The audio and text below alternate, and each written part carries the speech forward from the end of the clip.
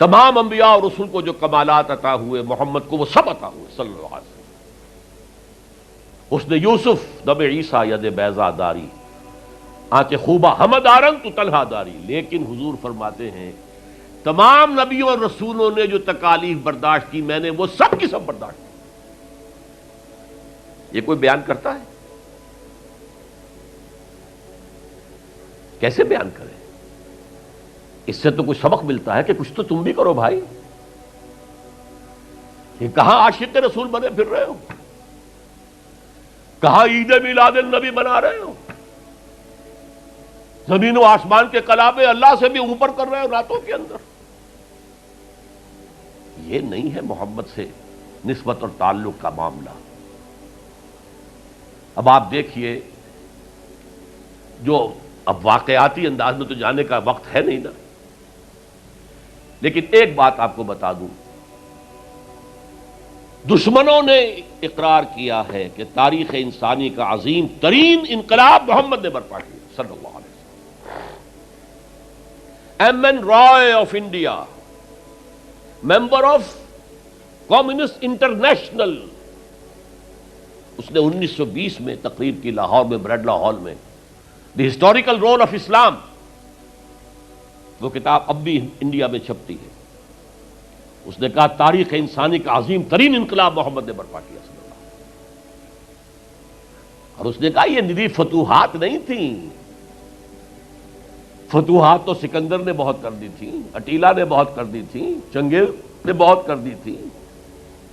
وہ brute force تھی، وہ وحشی قوت تھی، اور محمد کی فتوحات اور ان کی امت کی فتوحات سے نئی تہذیب دنیا میں آئی، نئی روشنی دنیا میں آئی، نئے علوم ایجاد ہوئے، دنیا منور ہو گئی۔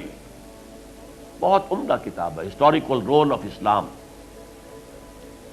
1980 کے قریب کتاب چھپی امریکہ میں، دی 100 a selection and gradation of the 100 most influential personalities of human history۔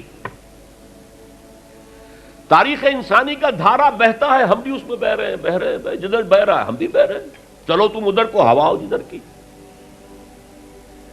کچھ لوگ ایسے ہوتے ہیں کہ جو دھارے کا رخ بدلتے ہیں، بہنے والے تو سب ہیں، لیکن اس دھارے کے رخ کو بدلنے والا کوئی ہوتا ہے۔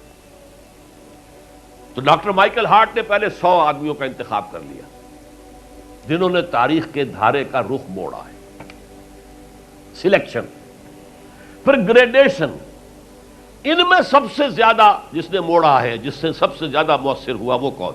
نمبر 1، پھر نمبر 2، پھر نمبر 3، 100 تک چلا گیا۔ نمبر 1 پر حضور کو لا رہا ہے، عیسائی ہے اور ابھی تک کوئی اطلاع نہیں ہے اس کے اسلام لے آنے کی، زندہ ہے، مینہٹن میں رہتا ہے۔ اس نے پھر اس کی وجہ بیان کی کہ naturally I O an explanation.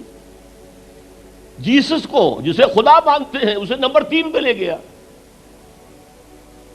حضور کو نمبر 1 پر۔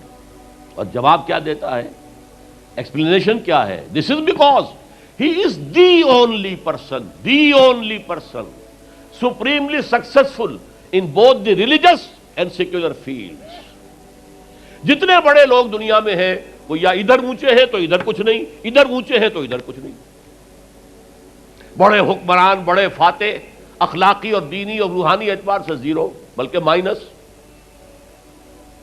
بڑے مذہب، اخلاقی تعلیمات، روحانی تعلیمات بہت اونچے، گوتم بدھ، حضرت مسیح، لیکن ریاست، حکومت، سیاست 0۔ ایک ہی شخص ہے، ایک شخص ہے۔ کتنی بڑی سچائی اس کے قلم سے نکلی ہے، دی only person supremely successful in both the religious and the secular fields. بہرحال یہ سمجھیے کہ تکمیل رسالت کا یہ مرحلہ ہے، یہ مظہر ہے۔ اگر حضور نے اس کو قائم کر کے نہ دکھایا ہوتا تو کہا جا سکتا تھا کہ ٹھیک ہے جی نظام تو بڑا اچھا ہی ہے، لیکن یہ انہونی بات ہے، بھلا کوئی بات ہے؟ سید القوم خادمہم، قوم کا سردار خادم ہوتا ہے، شاعری ہے یہ، اچھا شعر کہہ دیا ہے۔ لیکن محمد نے وہ نظام قائم کیا جہاں ابو بکر اور عمر خادم تھے، چٹائیوں پر بیٹھتے تھے، پیون لگے ہوئے کپڑے پہنتے تھے۔ رات کو گشت کے دوران کسی عورت کے کراہنے کی آواز آئی ہے، پتہ کیا، معلوم ہوا کہ درد ذہ میں ہے اور کوئی اٹینڈ کرنے والا نہیں ہے۔ فوراً گھر گئے، اپنی بیوی کو لے کر آئے، فرسٹ لیڈی، اور اس نے مڈ وائف کا کام کیا ہے۔ ایک اور جگہ دیکھا، بچوں کو رونے کی آواز آئی، پوچھا کیا ہے؟ ماں نے کہا کہ میرے پاس کھانے کو کچھ نہیں ہے، بچے بھوک سے بلک رہے ہیں، اور میں نے یہ صرف ہانڈی چڑھا دی ہے چولہے کے اوپر کے دھوکہ دینے کے لیے کہ کچھ پکا رہی ہوں، تھوڑی دیر میں روتے دھوتے سو جائیں گے۔ کانپ گئے، گئے بیت المال، وہاں سے ایک بوری آٹے کی لی، اپنے کندھے پر، غلام سے کہا میرے کندھے، اس نے کہا میں نہیں چلتا ہوں حضرت۔ نہیں، قیامت میں تم میرا بوجھ نہیں اٹھا سکو گے۔ اپنے کندھے پر بوری لگ کر گئے ہیں، وہاں جا کر کھانا پکوایا ہے۔ یہ سید القوم خادم ہوں، کبھی دیکھی تھی دنیا نے یہ بات؟ قائم کر کے دکھایا، نوع انسانی پر حجت قائم کی ہے۔ مائیکل ہارٹ نمبر 1 پر لا رہا ہے، آپ غور کیجیے۔ ایچ جی ویلز کی بھی اب وقت نہیں ہے میرے پاس، میں نے وہاں تقریر کے اندر پوری واضح کی یہ بات، اس کی شہادت، حالانکہ وہ شاتم رسول ہے، حضور کو گالیاں دی ہیں اس نے، بالکل رشدی کی طرح، اور تسلیمہ نسرین جو ہے بنگلہ دیش کی، اس کی طرح، لیکن ایک اعتبار سے گھٹنے ٹیک کر حضور کی مدح کرنے پر مجبور ہے۔ تو یہ اصل میں بات تکمیل رسالت ہے، پیش کر دینا، پہنچا دینا، وما علینا الا البلاغ، یہ بھی رسالت کا معاملہ ہے، یہ ابتدائی مرحلہ ہے۔ اس نظام کو قائم کر کے دکھانا، انقلاب برپا کرنا، اس کو چلا کر دکھانا، چاہے وہ 30 برس رہا، لیکن دنیا کا کوئی دوسرا نظام تو ایک دن بھی قائم نہیں ہوا۔ جس ڈیموکریسی کا خواب والٹیئر اور روسو نے دیکھا تھا، ایک دن کے لیے بھی نہیں آئی۔ یہ تو کیپٹلسٹ کی ڈکٹیٹرشپ ہے جسے جمہوریت کہا جا رہا ہے۔ جمہوریت کہاں ہے؟ It's the dictatorship of the capitalist. Billionaire نہ ہو تو آپ الیکشن کیسے لڑیں گے؟ عام آدمی الیکشن لڑ لے گا۔ دیو استبداد جمہوری قوام پائے کو، تو سمجھتا ہے یہ آزادی کی ہے نیلم پری؟ ہم نے خود شاہی کو پہنایا ہے جمہوری لباس، ابلیس کا ایک مشیر کہہ رہا ہے، ہم نے خود شاہی کو پہنایا ہے لباس، جب ذرا آدم ہوا ہے خود شناس و خود نگر، آدمیوں میں اپنے حقوق کا ذرا احساس، اور یہ احساس محمد نے پیدا کیا صلی اللہ علیہ وسلم۔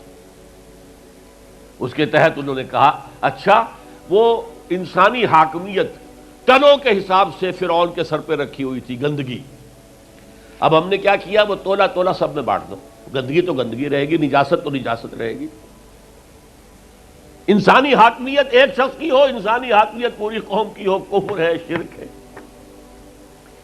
بہرحال تکمیل رسالت کا ایک پہلو یہ ہے، اس کی مثال میں آپ کو دے دوں، نام چونکہ پہلے بھی 2 مرتبہ لے چکا ہوں، سقراط کا شاگرد بھی اور شارح بھی، سقراط کی اپنی کوئی کتاب نہیں ہے، وہ معلم تھا بس، اس کا فلسفہ بیان کیا ہے افلاطون نے، اور پلیٹو نے کتاب لکھی دی ریپبلک۔ اب دیکھیے آج سے 2500 سال پرانی کتاب ہو گئی، حضرت عیسیٰ سے 300-400 برس پہلے، کتاب اتنی زوردار ہے آج تک زندہ ہے، ورنہ کتابیں ختم ہو جاتی ہیں، کوئی زوردار کتاب ہو تو زندہ رہے گی۔ نقشہ پیش کیا ایسے ہونا چاہیے، نظام حکومت ایسا ہونا چاہیے، فلاں ایسا ہونا چاہیے، فلاں ایسا ہونا چاہیے، لیکن وہ نظام ایک دن کے لیے بھی دنیا میں کہیں قائم نہیں ہوا، لہذا اسے کیا کہیں گے؟ یوٹوپیا ہے، ایک خیالی جنت ہے۔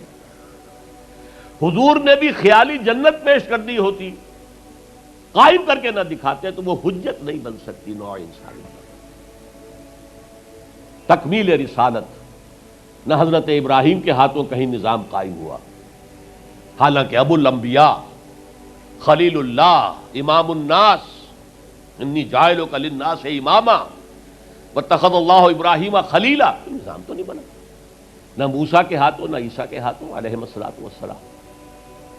یہ صرف محمد الرسول اللہ صلی اللہ علیہ وسلم کا مقام ہے کہ آپ نے ایک عظیم انقلابی جد و جہد، میری کتاب لے کر پڑھ لیجئے اگر تقریریں نہ سنی ہو، تقریروں میں مختصر مفصل منہج انقلاب نبوی، اتنا عظیم کارنامہ، عظیم ترین انقلاب جو برپا کیا 23 برس کے اندر حضور نے، تو اس کے منہج کیا تھا، منہاج کیا تھا، طریقہ کار کیا تھا، اسے سمجھیے۔ منہج انقلاب نبوی میری کتاب ہے، 400 صفحے کی، سیرت کا انالیسس ہے، سیرت کا 6 steps of revolutionary process as deduced from the سیرہ of the prophet۔ اس کو فلسفہ سیرت کہیں گے ہم۔